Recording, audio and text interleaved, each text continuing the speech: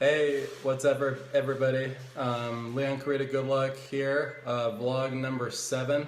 So we are in New York as usual, at home in Westchester. It's pouring rain outside. It's really, really bad, actually. So just had to go and pick up my wife at the station, and it is no joke out there. So it's still going to be raining tomorrow morning, unfortunately, but we're not going back outside tonight. 7:50 something, maybe it's 8 p.m. right now here on the East Coast, so 5 p.m. on the West. I figured I'd catch all the East Coasters right after they got done eating dinner, and all the West Coasters right before they started eating dinner, so here we go. Today's topic is don't think, just learn. And this is a topic that I have a lot of personal experience trying to deal with as a challenge in terms of how I had to grow myself over the years into becoming somebody who was not afraid to take action and who was able to at least try and make an effort to execute on some of the ideas that I had. So don't think, just learn. What does that mean?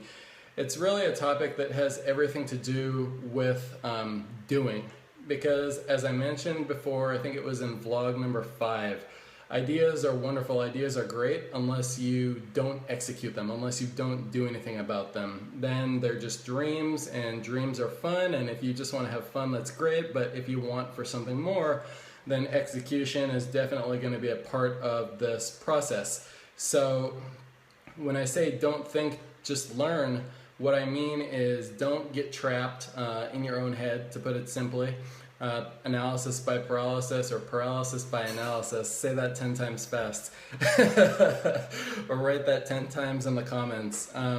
Paralysis by analysis, trying to, or worrying too much before you actually take a step, I think, is where a lot of people get trapped. So I think I also mentioned in vlog number 2 or 3 that if you tell something to somebody, you never need to really worry about your ideas getting stolen unless it's just something that's so easy and so genius that everyone who heard it would have to do it now or they would be an idiot. Usually those things never happen because you can tell 1,000 people to do something. 900 of them will feel like they might want to do it, but they'll never take any action. 100 of them will take action, 80 of them will take it in the wrong way, 20 of them will do it right, but only 2 of the 20 will succeed. So we need to really work on getting around to executing, so getting out of our own heads and learning by doing, I think, and that is what's going to end up producing the results. But how do we learn? How should we learn? Because we're in this age of, everything is at our fingertips, right? So all the information that you need, any question that you have, you ask Google, it tells you exactly, or with 800,000 search results, what you should do or what you could do to solve a problem, to start a company, to deal with an issue, to learn something new, whatever the case may be. So you definitely need to remember that it's, after you are able to get, out of this stage where you're just thinking about something and where you're actually able to start doing and at least start taking steps to get the knowledge that you need to eventually execute, you still want to keep in mind that you need to learn smart. So this was something that I had definitely struggled with a few times. So, and I think that some of you can probably relate. No specific examples, just so I don't embarrass myself too much here, but definitely, that you've seen these courses online, on Instagram, on the internet, on Facebook, Twitter, whatever it is. Subscribe to my course and I will teach you how to be a millionaire in 1 week. Or subscribe to my course and start making money now, only after you pay me to learn how to make that money. Or join up with this group and, put some skin in the game and look back 10 years later and we'll all be where we need to be. I think that we've all heard, more than one probably horror story, financial horror story usually, in our lifetimes about people who tried to shortcut the process. So as I said in vlog number 4 or 5, I think, you have to respect the process. So people that tried to shortcut the process to learn too quickly, they didn't learn smart. They thought they were being clever and thought they might have been learning smart, but actually, you might end up getting scammed or worse. And then things don't turn out very well. So while you learn smart and while you are being resourceful, always remember to keep your pride in check. Keep in mind the reason, your why, so your reason for doing things. Start small and expand. Start small and expand, and you won't get scammed. So, repeat that phrase to yourself as you're on the train to work or while you're in the car to work tomorrow. Start small and expand. Going back to learning by doing and being resourceful, sometimes it's pretty surprising to me, especially when we live in this age where you have all this information at your fingertips and a myriad of people who have already done it, waiting to just give you the answers. And most of them, a lot of them want to help.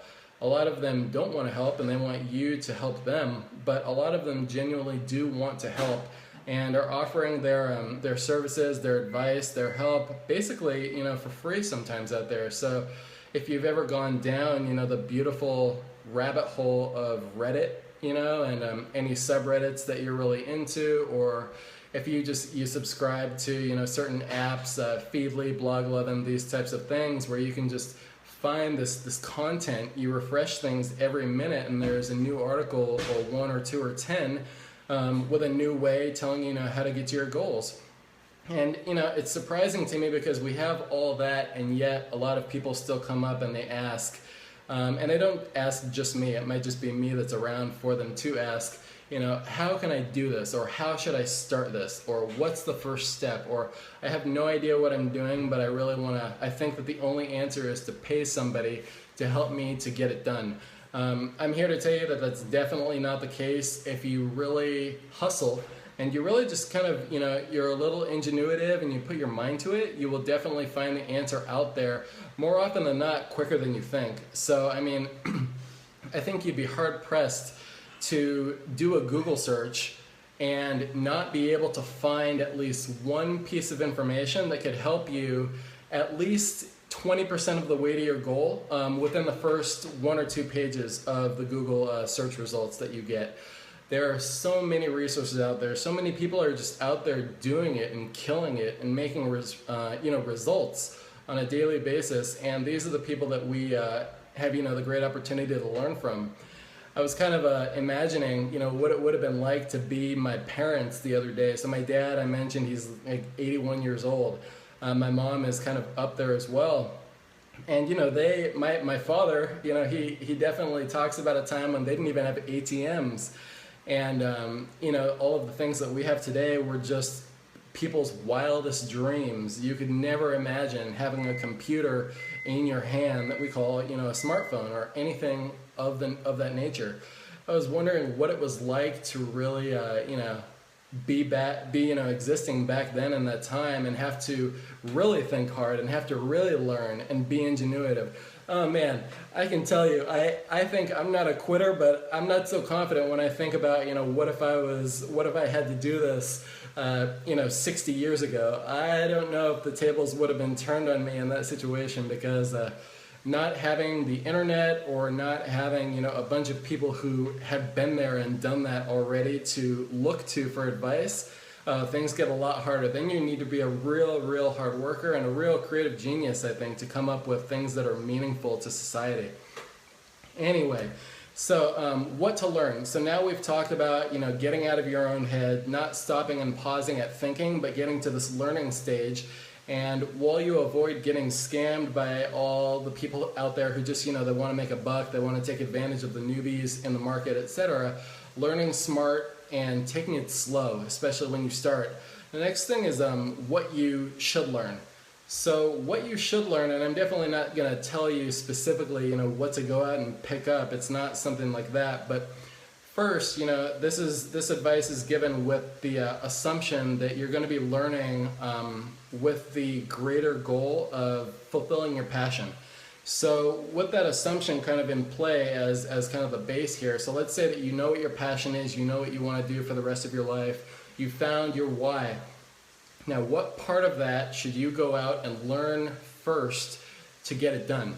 I definitely am a strong believer here in play to your strengths and fuck your weaknesses, okay? So I really mean that, and I really, really, really mean that, because you can spend so much time trying to do it all, trying to be a one-man show, trying to just do this, that, and the other to get to your goal, when really what you should be doing is playing to your strengths and building a core team of people around you, or just, you know, motivating people around your cause and your idea to get on board with you, to do it with you, and having them with their unique strengths help you out in the areas that you can't do or maybe shouldn't be spending your time doing.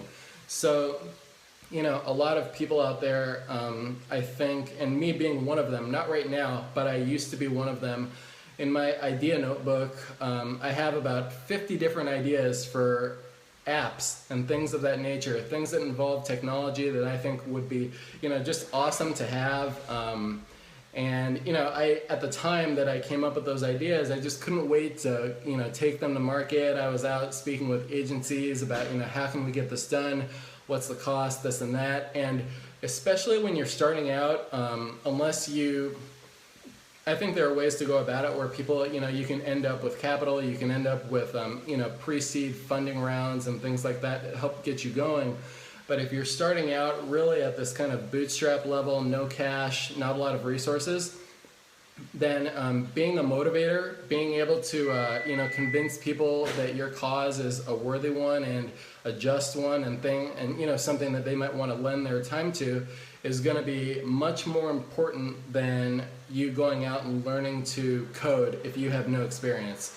And I also say that because all of the people who are growing up now, so again, I'm 31, I could walk into, you know, probably 4 out of 10 grade schools in the downtown Manhattan area, and one of the courses on their curriculum will be learning to code or programming, the basics. Things like this that, you know, I don't have enough experience with or enough skill with to execute at a high enough level to, you know, implement inside of a business. So, you know, doing these things where like you don't have any experience, it's not your core passion, but you feel like you need it to get to your end goal. My advice for you is definitely find somebody else to do that for you. Save your time, work to your strengths, whether that's, you know, being motivational, or whether that's thinking about the bigger picture, or whether it's marketing, or whether it's the design aspect. But if it's not something that you can do well and can do quickly, then my hunch is that it's just going to be a big time suck for you, and it might even prevent you or discourage you along the way from eventually reaching that goal of yours, which is, you know, the main place that we all want to get to. So I don't want to give you too much more than that, but I definitely do want you to remember to so number one, get out of your own head. Don't just think, you have to learn. Ideas are shit without the execution.